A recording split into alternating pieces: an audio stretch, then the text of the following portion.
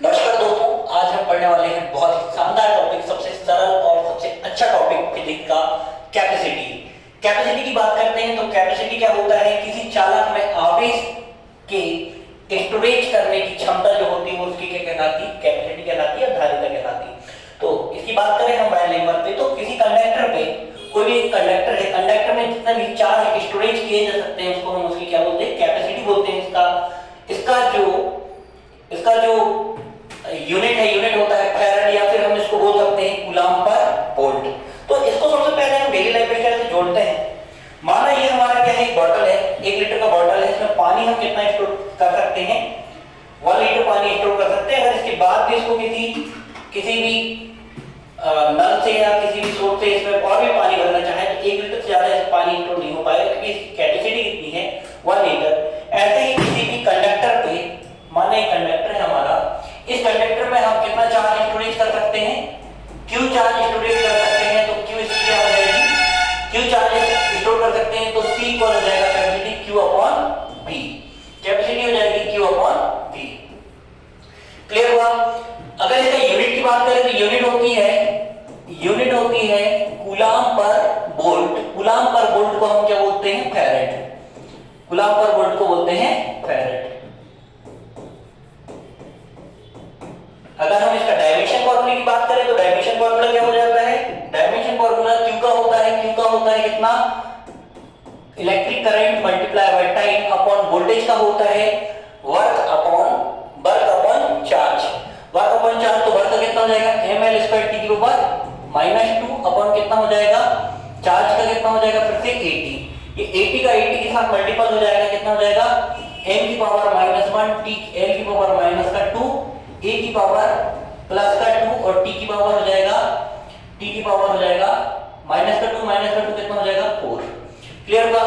आगे बढ़ते हैं। कैपेसिटी समझ में आई होगी आप लोगों को कि जैसे एक बॉटल में 1 लीटर पानी हम स्टोर कर पा रहे हैं, वैसे ही इलेक्ट्रिसिटी के लिए जितने चार्ज हम वहां पर स्टोर कर सकते हैं वो उसका क्या कहलाती है? कैपेसिटी कहलाती है। समझ में आया?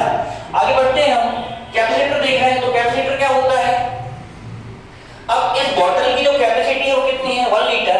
अब इसमें 1 लीटर से ज्यादा हमको पानी भरना है, 1 लीटर से ज्यादा पानी भरना, और बिना इसके डायमेंशन में चेंज किए। डायमेंशन में चेंज किया मतलब एरिया भी नहीं चेंज करना, इसका वॉल्यूम भी चेंज नहीं करना, और क्या करना है?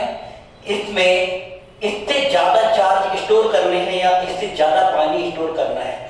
तो अब हम देख रहे हैं कि ये इलेक्ट्रिक डिवाइस है नहीं है, तो ये पॉसिबल भी नहीं है कि उसमें हम उससे ज्यादा पानी स्टोर कर पाए। बट ये मान लो ये स्मार्ट बोर्ड है, इस स्मार्ट बोर्ड का अगर जो स्टोरेज है वो 256 जीबी है, और कोई रीजन से या वीडियोस के कारण क्या हो गया? 256 जीबी इसका स्टोरेज फुल हो गया। अब स्टोरेज फुल हो गया तो इस स्टोरेज को बिना इसको तोड़-फोड़ किए बढ़ाने के लिए हम क्या लगाते हैं?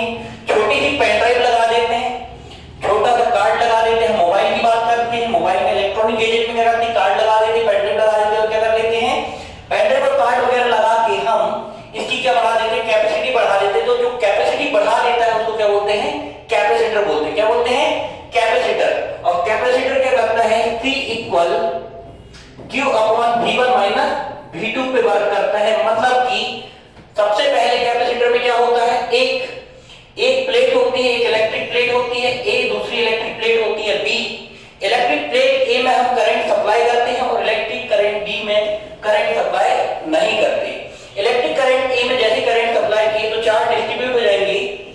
इलेक्ट्रिक करंट A में, मतलब प्लेट A में अगर हमने करंट सप्लाई किए तो चार्ज डिस्ट्रीब्यूट हो गए A में। अब B में हमने प्लेट B में चार्ज मतलब कि कोई भी चार्ज सप्लाई ही नहीं किए, इलेक्ट्रिक करंट सप्लाई नहीं किए, और इसके क्लोज लेके आ गए इसको। जैसे हम क्लोज लेके आते हैं, हम क्या देखते हैं यहाँ पर? इस पर कौन सा प्रॉपर्टी वर्क करता है? अन्योन्य प्रेरण का सिद्धांत कार्य करता है। कौन सा सिद्धांत कार्य करता है? अन्योन्य प्रेरण का सिद्धांत। और अन्योन्य प्रेरण के सिद्धांत स्वीकार करने पर, या फिर हम इसको बोल सकते हैं म्यूचुअल इंडक्शन का प्रॉपर्टी। कौन सा property? Mutual induction principal. Mutual induction principal अगर वर्क करता है तो फर्स्ट वाली प्लेट में हमने चार्ज डिस्ट्रीब्यूट किया, तो चार्ज जो है वो किसमें डिस्ट्रीब्यूट हो जाएंगे? प्लस के अपोजिट क्या हो जाएगा? माइनस चार्ज जनरेट हो जाएंगे। और प्लस माइनस के अपोजिट कौन से चार्ज जनरेट हो जाएंगे? प्लस चार्ज जनरेट हो जाएंगे। इस जो जनरेट हुए चार्ज है लास्ट में इसको कैसे कनेक्ट कर देते हैं? अर्थ से कनेक्ट कर देते हैं और अर्थ को कितना मानते हैं हम, जीरो वोल्टेज मानते हैं। अर्थ को कितना मानते हैं, जीरो वोल्टेज, क्योंकि हम अगर ये लाइट वगैरह यूज करते थे किस पे लेते हैं, अर्थ से क्या ले लेते हैं, वोल्टेज ले लेते हैं, और ज्यादा हो जाता है तो अर्थ को वोल्टेज दे देते हैं। अर्थ से कितना भी वोल्टेज हम ले सकते हैं, अर्थ को कितना भी वोल्टेज दे सकते हैं। इस वजह से अर्थ को क्या माना गया है, जीरो वोल्टेज पर माना गया। कितना माना गया है, जीरो वोल्टेज पर। यहां से ये वोल्टेज क्या होते जा रहा है, अर्थ में डाइवर्ट होते जा रहा है, तो यहाँ पर क्या होगा, वोल्टेज में डिक्रीजिंग होगी, मतलब वोल्टेज क्या होते जाएगा, कम होते जाएगा। हम देख रहे हैं यहाँ पर सी किस पे डिपेंड करता है, सिर्फ और सिर्फ क्यू पे डिपेंड करता है, और किस पे डिपेंड करता है, भी पे। अगर भी की वैल्यू कम होगी तो कम वाली वैल्यू से ज्यादा वाली वैल्यू पे हम अगर डिवाइडेशन करेंगे तो आंसर क्या आएगा हमारा, वैल्यू क्या आएगी, ज्यादा।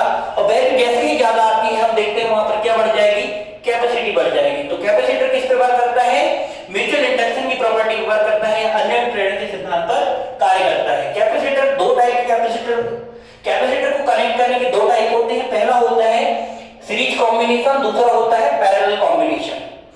हम नेक्स्ट क्लास में सबसे पहले सीरीज कॉम्बिनेशन देखेंगे, उसके बाद हम देखने वाले हैं पैरेलल कॉम्बिनेशन। Thank you.